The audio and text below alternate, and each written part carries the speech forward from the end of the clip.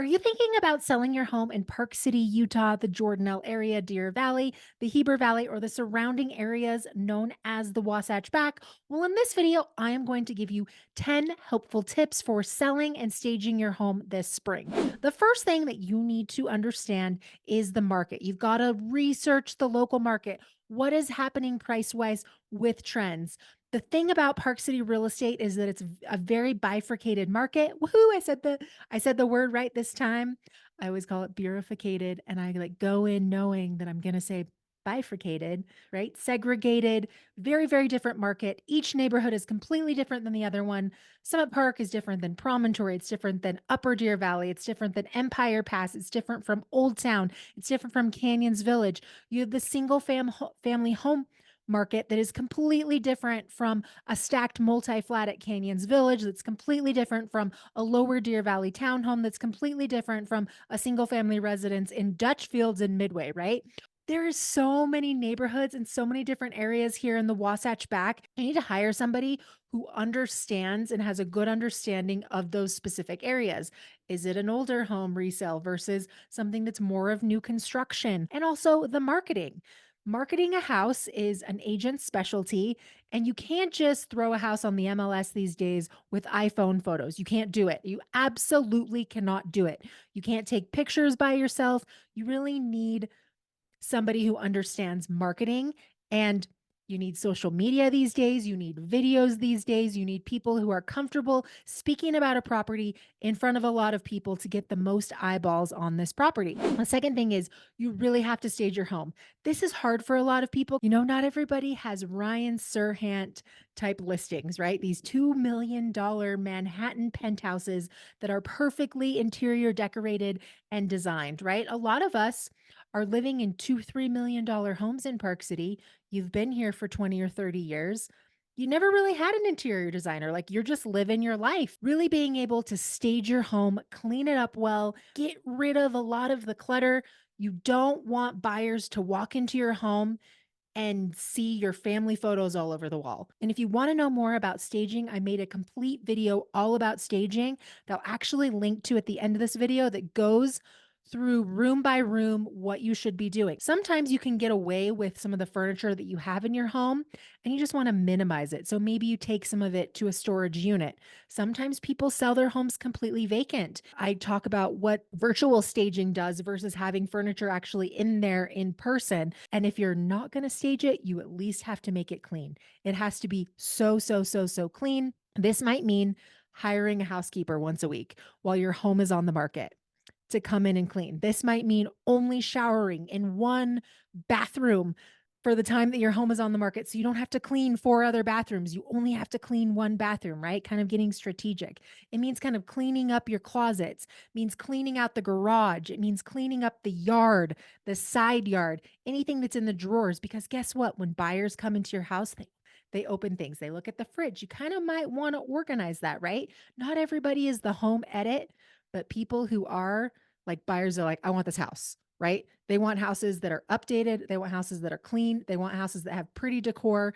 They want houses that are like sexy, right? They don't want to walk in and be like, "Oh my gosh, this is grandma's house." Like, and they can't visualize anything. Even if the home has great bones, but it has really ugly furniture, sometimes that can be like a big problem, especially if you're dealing with a younger buyer. The next thing is you absolutely have to have high quality photos and high quality video. Okay. You cannot use iPhone photos. You cannot use cell phone photos. Your listing, once it hits, is basically like going on Tinder. Buyers are swiping. If you don't have good photos, like goodbye, they are gone. They don't even want to come look at it. If it is not Pinterest perfect or HGTV perfect, right? Like we've kind of ruined ourselves these days with all these TV shows and all the social media because people really expect perfection. So having really high quality photos is really important. And sometimes with our snow year, you definitely want to have summer photos and you want to have winter photos. You also might want to have fall photos.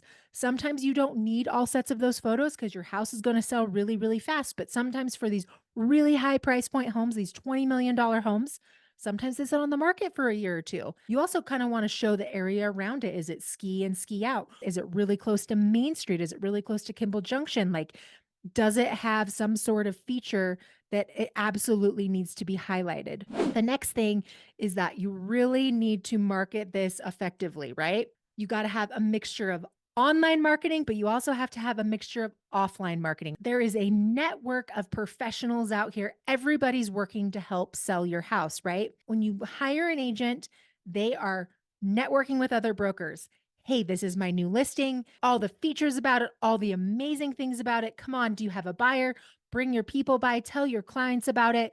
This is who it's really good for. It's also really important to choose a brokerage that is a leading brokerage in the area because leading brokerages have global exposure. They have international exposure.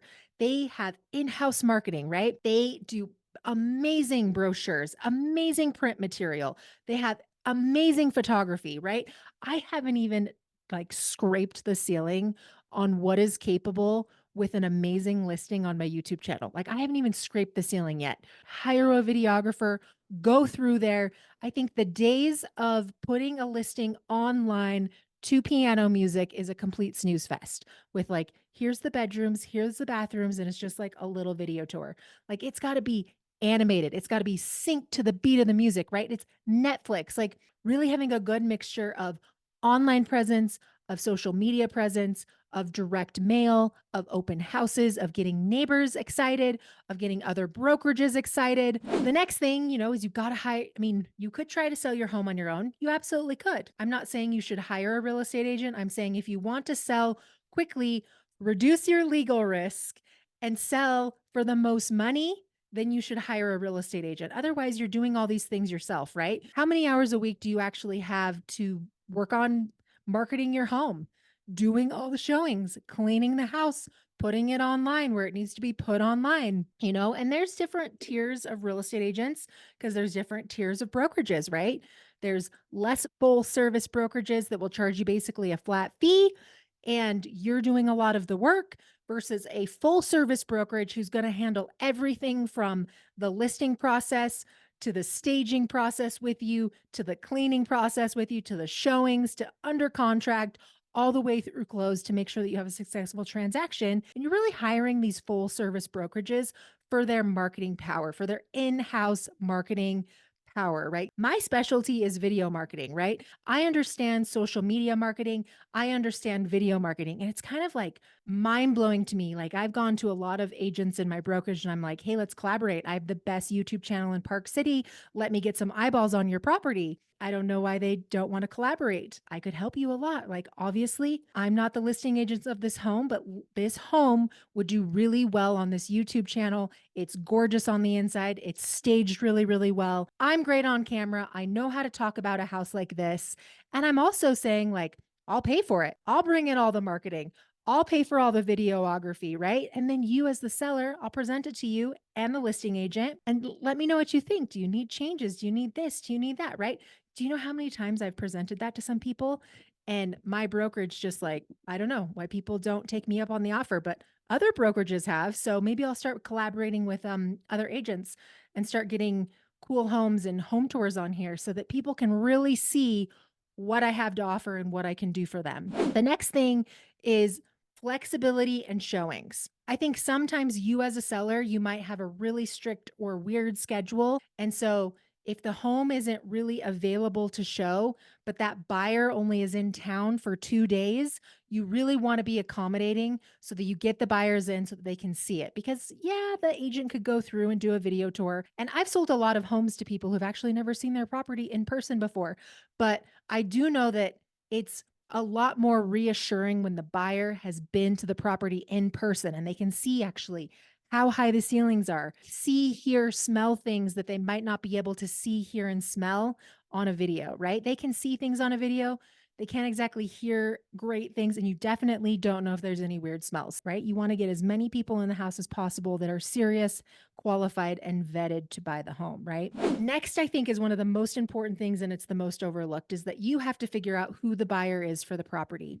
Every house has a story, it has a personality. It is going to be good for a particular buyer. So, who is the avatar of that buyer? Is it an out of state vacation homeowner? Is it probably a family that's going to relocate here? Is it a local buyer? What is the avatar of the person who's going to buy this home? And really craft a great marketing strategy around that avatar of that buyer. That again goes into understanding marketing and advertising and human psychology and copywriting and all things marketing, right? We got to focus on who is the right buyer for this home.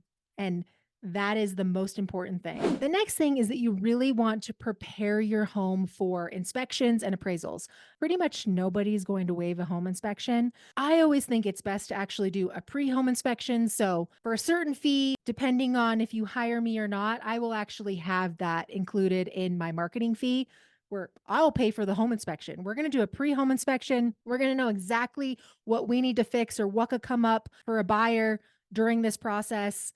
And if there's something major, we're notified of it ahead of time. And if it's something minor and it's just like a couple things that you need a handyman to come in for to fix really quickly, like, if you've got some screens that are not in great shape and we need to replace the screens, or you've got a door that kind of like is jiggly or a door handle that's jiggly versus like, oh, there's a leak in the roof or, there's a crack in the foundation. We want to know before we're under contract with a buyer, sort of those major things. And then you can go, oh, yes, I can mitigate this and we'll get it fixed before we put it on the market. You want a house that is in good condition and very well maintained. You need to paint, you need to clean, you need to sweep up. It needs to look good, right? Your house is going on Tinder, it's going on a dating site. Like first impressions are everything, right?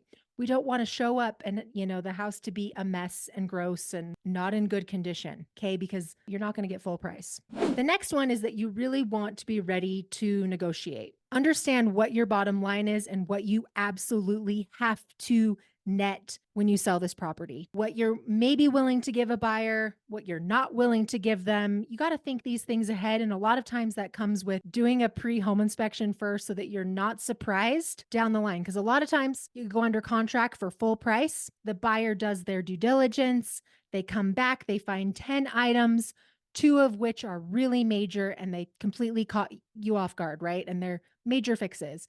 Maybe the buyer says, we're not going to make you fix it, but it's going to cost us 300 grand to fix. So now it's being a concession. They're asking for a credit, right? So that's going to be $300,000 off the sale of the home. And you have to kind of be ready to know, is it really going to cost $300,000? Should I have gotten this fixed before I put it on the market, right? And then the next thing I think that is unique to Park City in general is when you're selling a home in Park City, you got to make it about the lifestyle, right? You have to highlight the lifestyle. Is it ski in, ski out? Is there a trail that backs up right to your house? Do you have a gorgeous mountain view? Do you have a lake view? Selling a home in Park City is just as much about selling the house as you are selling a lifestyle. Hey, what's up? My name is Nicole Bowdle. I'm a local real estate agent in Park City, Utah. If you felt like this video was helpful, you definitely want to go check out some of my other tips for sellers. And if you wish to contact me, my information is always dropped down in the description link down below.